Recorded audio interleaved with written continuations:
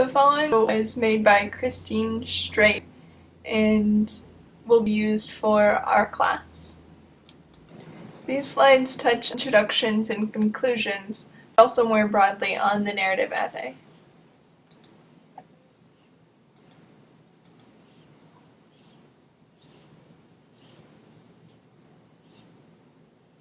So, narration is storytelling, but it's storytelling sort of with a moral. There's a culminating point.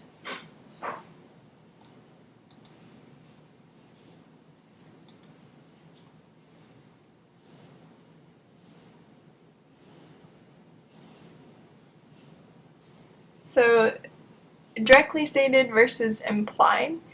If it's directly stated, you might say, this is what I learned. And if it is implied, you will imply what you learned, or what your character learned. Also, there are main ideas and supporting details. The supporting details give the examples and the specifics.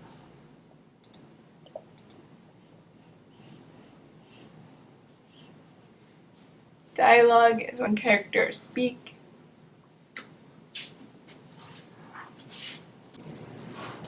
There are three aspects to writing a narrative that keeps the reader engaged.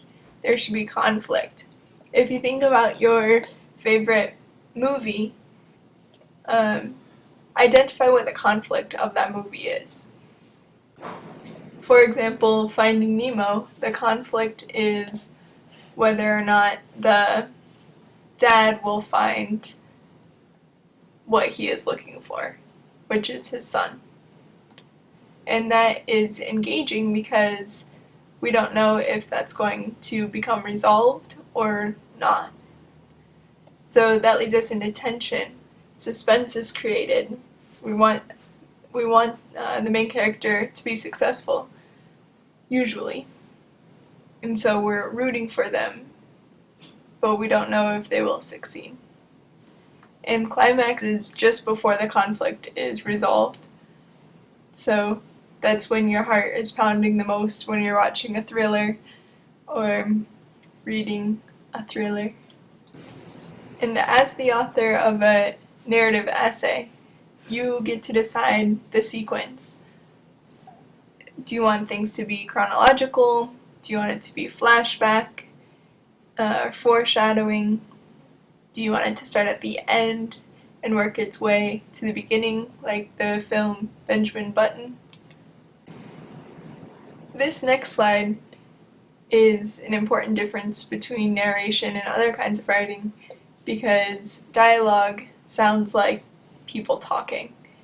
It shouldn't sound like academic writing. Remember, we talked in class about academic and non-academic writing.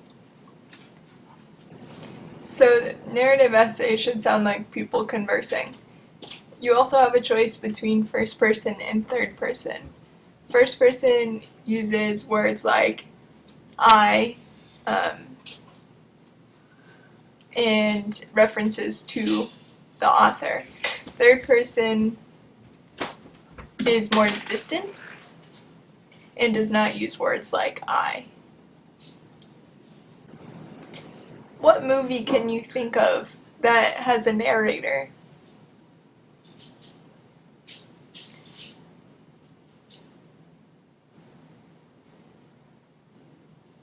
A movie with a narrator is written in the third person. What movie can you think of in the first person, where the actors speak directly to the camera or to one another?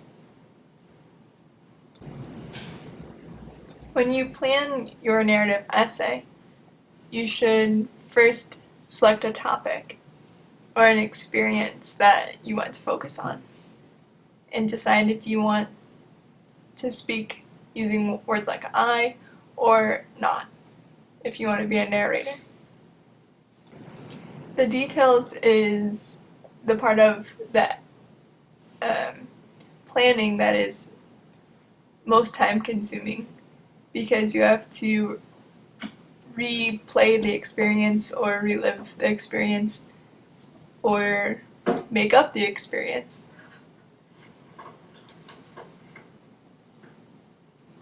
This slide gives some ideas of how to get to those details. And as a reader, we want to know the details, but we don't want to be overwhelmed by stray thoughts. So choose something that's relevant to your point.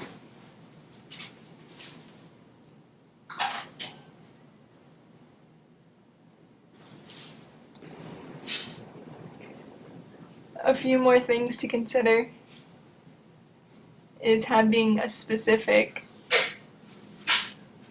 line that is really well written in your opinion, or contributes to the character's goal. Also, it should be interesting and pull the reader in. After you brainstorm some of the specifics of your moment that you're going to be writing about, you'll want to think of a thesis statement. So, a sentence that is general enough to include the details that you've been putting together. Here's a short list of things an introduction should do. In the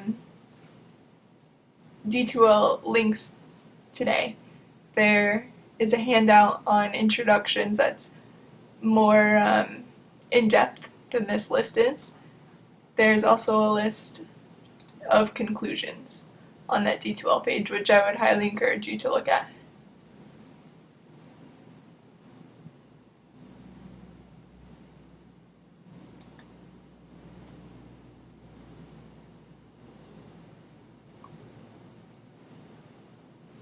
This referring back to the beginning is an important aspect of the conclusion, because it reminds the reader of where we started and gives us an ending point. Since we have a due date for our first essay, the narrative essay, it's August 29th. I want to talk a little bit about revision. It's like if you are a painter, or if you are somebody who draws, something that you'll want to consider is, sort of getting too in-depth into your project and sort of obsessing over it and not having clear eyes anymore. So you want to set your writing aside for a day. So since our essay is due August 29th, aim for August 28th so that you have a little bit of time to rest before you revisit this writing. So a few things to look for is varied sentence structure. Are all of your sentences 10 words long, or is there some variety? Checking punctuation is something that you can get help with in the Writing Center.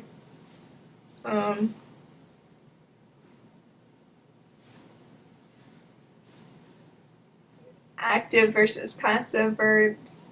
You don't want to use passive verbs just because it's not as engaging. And the verb tense is very important, because if you start in the past tense, the whole narration should continue in the past tense. And that's it for today. Thanks for watching. And I want to cite my sources.